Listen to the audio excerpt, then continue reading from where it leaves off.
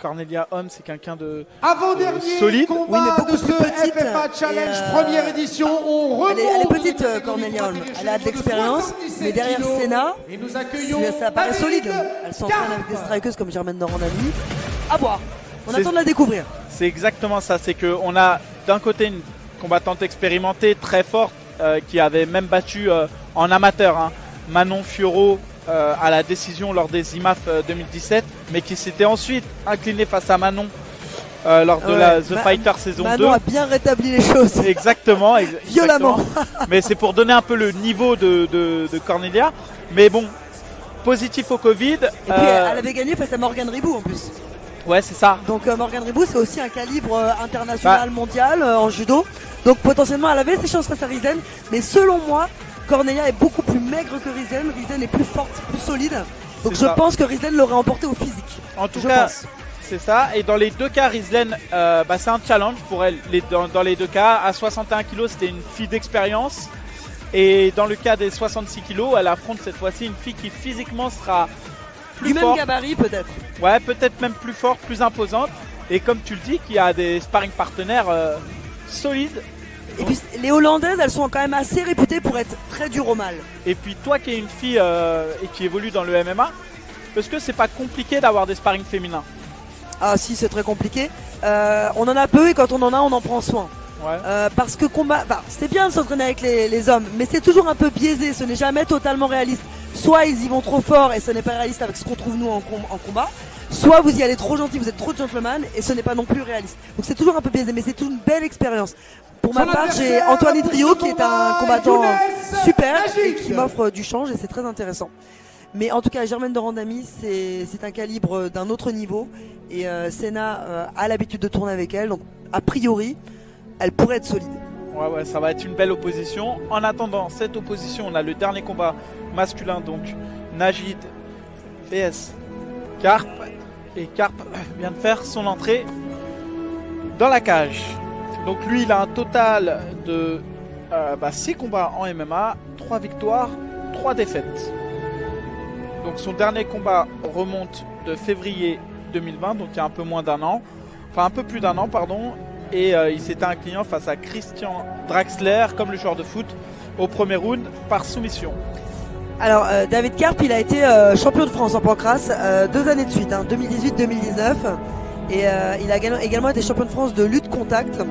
Alors vous connaissez la lutte contact ou pas, Michael? Pour être honnête, en tout cas, au nom j'ai une idée, mais je connais pas du tout. Il a aussi été champion de France de grappling en 2019. Bref, David, il va pas falloir qu'on le prenne à la légère parce qu'il a quand même un pédigré sympa. Voilà, après, en face de lui, on a Younes. Younes qui, pareil, petit parcours en dents de scie, qui a affronté des bons gars, et des gars d'expérience comme Malik Sia, Ayadi Majdin, qui est parti aux USA maintenant, Esteban Mendoza. Donc voilà, il a essuyé des revers et aussi des victoires. Et aujourd'hui, je pense que c'est le dernier combattant de la FFA, donc à lui de faire le nécessaire pour que ce soit un perfect pour la team Nico. De 77 kilos dans le coin bleu de la team Fight Club Besançon. Il a été pesé à 77 kilos, âgé de 29 ans, 1m87, 7 combats, 4 victoires pour 3 défaites, David Karp. David Karp qui a commencé les sports de combat à 18 ans. Son adversaire dans le coin rouge, il il nous ne vient de s'est la jamais Free Fight arrêté. Academy, il est âgé de 35 ans, il mesure 1m85, également pesé à 77 kilos, Alors, 8 combats, 4 victoires, 4 défaites, Younes Nagy. Alors Younes, lui, 35 ans, Voilà, et plus de 5 David, minutes. je ne sais pas quel âge il a, David. Pas réussi à avoir cette information, qui n'est pas très importante en soi.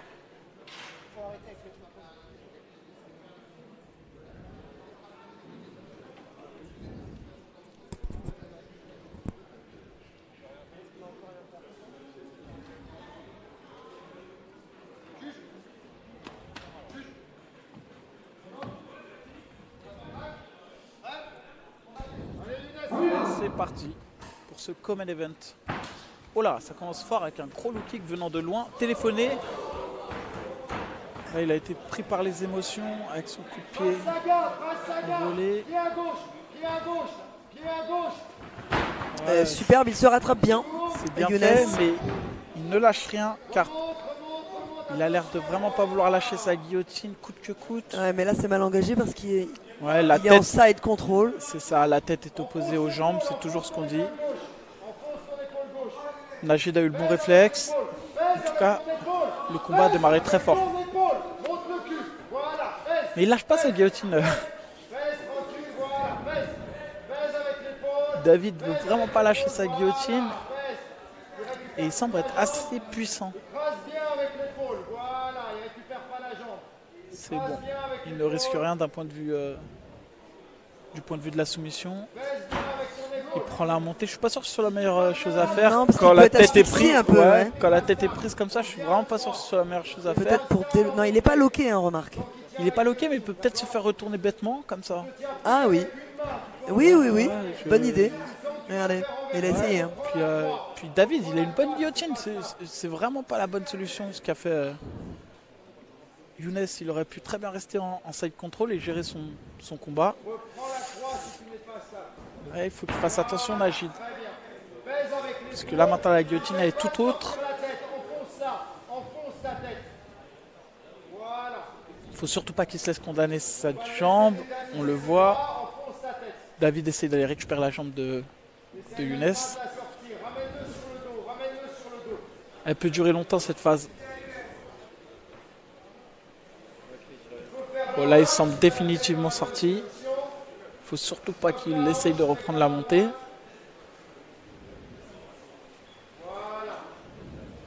Mais là, il a mis son genou en contrôle sur la hanche, ce qui empêche Karp de passer sa jambe et de le récupérer.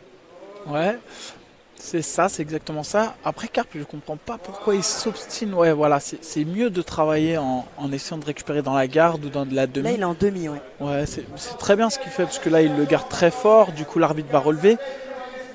Parce qu'il n'y avait aucun intérêt à essayer de garder une tête pendant 5 minutes, parce qu'il perdait il se dirigeait vers un round perdu. Là, l'arbitre va pas tarder à relever, parce qu'il n'y a pas d'évolution dans le jeu. Il n'y a pas d'action.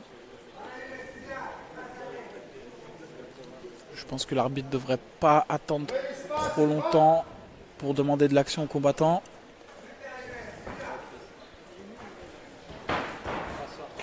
Younes un peu foufou. Ah ouais, agressif.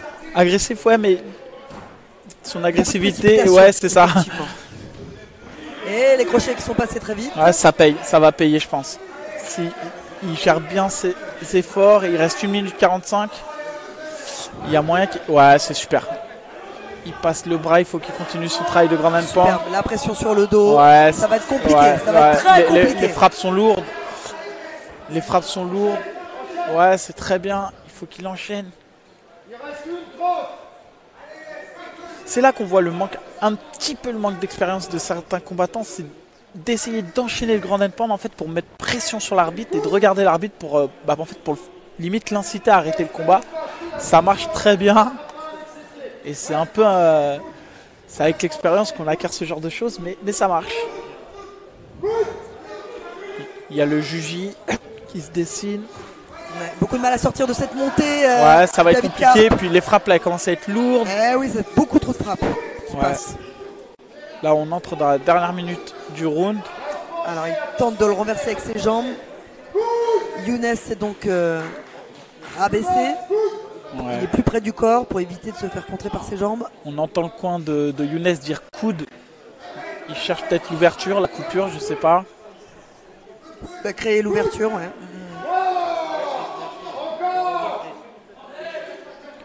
En tout cas, ce qui est sûr, c'est que David va avoir laissé de l'énergie. Ouais. Ouais, elle est belle. S'il tente la clé de cheville, ça peut être sympa. Bon, Younes a l'air assez solide et assez en confiance. Il stresse pas trop. Hein. Deuxième fois, par contre, qui s'expose à une clé de cheville, il faut qu'il fasse attention. Face à des spécialistes, ça peut aller vite.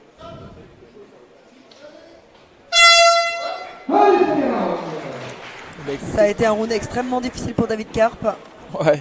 Alors il va falloir qu'il retrouve des ressources, à la fois physiques et mentales, dans cette minute de repos, mais c'est très très mal engagé. Très mal engagé et bien engagé en tout cas pour Younes et donc pour la FFA.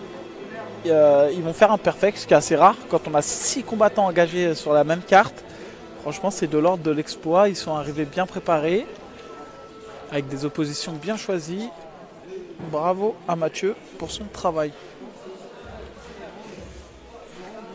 Après, rien n'est perdu encore pour David, parce qu'on le voit, Younes, il est parfois à 2 doigts de l'excitation et de la précipitation, et du coup, ça laisse des opportunités pour son adversaire.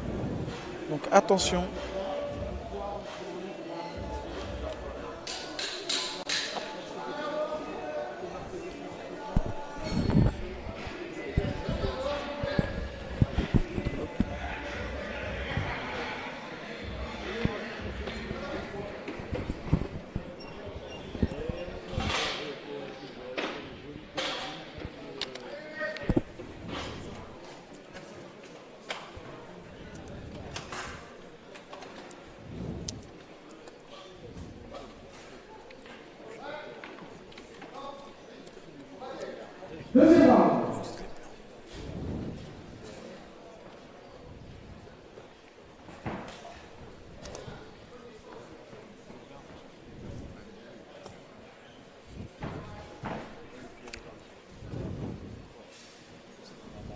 Oh, le deuxième round commence un peu moins fort que le premier.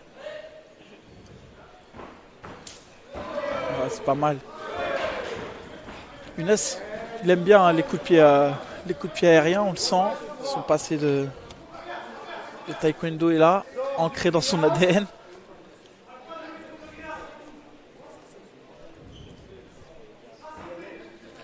On va voir un peu ce que David vaut en lutte et aussi s'il ramène le combat au sol. Est-ce qu'il va réussir à garder ce combat au sol?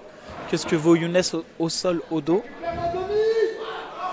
Alors il a à cœur vraiment de rétablir un petit peu l'équilibre, David Karp, et il en a l'occasion. Il a pris la montée. Il faudrait peut-être éloigner, j'allais le dire, voilà, Younes de la cage. Ouais, puis il a passé son bras. Là, attention. Ouais, c'est très bien passé. L'étranglement est passé.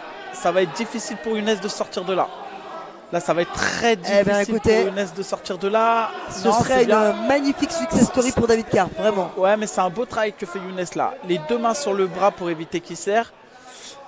Mais là, les 2 crochets sont en place. Il faut surtout pas qu'il lâche ce bras. La survie de Younes, elle ne vaut qu'à ce bras-là. Et c'est un beau travail qu'il fait. Attention, non. C'est une erreur. Et là, c'est encore plus... Non, mais c'est bien. Ouais, il a compris la méthode, mais il faut vraiment pas qu'il laisse se réinstaller. Sinon, ça va être compliqué. Et à une main, est-ce qu'il ne pourrait pas, en allant juste chercher son épaule, peut-être Certains y arrivent, mais il faut qu'il soit très technique. Moi, c'est David Bir une fois qui m'a soumis à une main. et c'est rare. Regardez, il a tapé. Ouais. Et c'est passé. Il revient de loin, David Karp. Magnifique. Et il peut être fier, vraiment. Il revient de loin, et c'est ce que je disais, c'est l'excitation un peu de Younes qui lui a valu ça, parce qu'il a voulu faire parler les jambes jusqu'à casser la distance de manière un peu... alors qu'il avait le combat en main. Derrière, il a cassé la distance, l'adversaire l'a saisi encore à corps, l'a amené au sol et a fait son travail. Lui a pris le dos tout de suite et a su être opportuniste, ce que Younes n'a pas su faire. Et en MMA, on paye cash ses erreurs. C'est ça. David Karp, en tout cas, belle sportivité, beaucoup de fair play, de respect. Ouais, tout de suite, il est venu voir un moment très humain, quoi. Il est venu voir Younes Tadjil. Et lui-même sait d'où il revient. Il a eu très très chaud, David Karp. Exactement, il a eu très chaud, il est revenu. Et comme quoi, il faut toujours y croire, vraiment, ne jamais abandonner. Il y a toujours une opportunité. Surtout qu'il paraissait bien entamé physiquement à la reprise du deuxième round. À Younes, trop en confiance. Et voilà, et ça paye cash, malheureusement. Ça paye vraiment cash. C'est un sport où vraiment jamais on ne peut prendre la confiance, jamais. Ouais, toujours être humble. Toujours. On l'a vu aussi avec le comeback de Wenfeld qui a signé l'un des plus beaux comebacks de la soirée et celui-ci. David Karp. On a eu 2 soumissions, 2 TKO. Soumission dans le deuxième round, David Karp.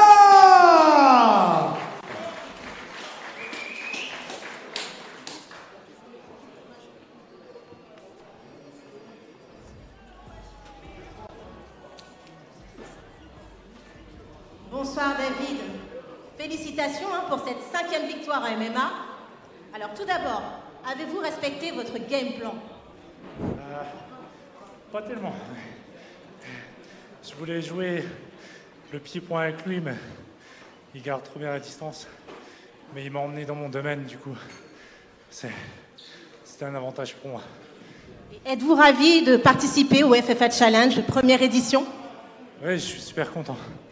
Très bonne organisation, bien préparée, sérieuse. Juste bien pour les premiers en MMA en France. En tout cas, on vous remercie.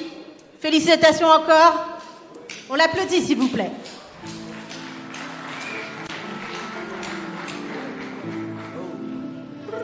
Très belle.